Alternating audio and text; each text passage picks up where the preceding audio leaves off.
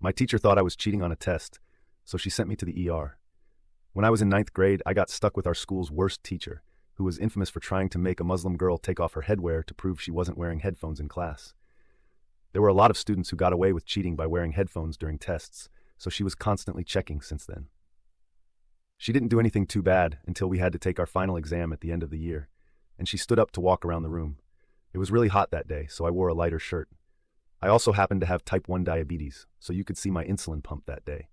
My blood sugar was low, so I turned my pump on and walked into class.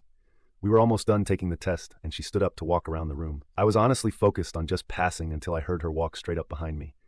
In that moment, two things happened. She grabbed my paper off my desk and told me I failed, and I felt her grab the pump on my waist.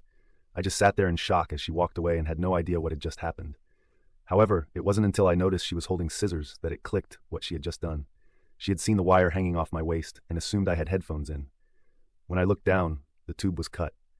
After a few seconds, my pump started beeping very loudly and everyone started looking at me. A few people sitting around me saw what happened and were in shock.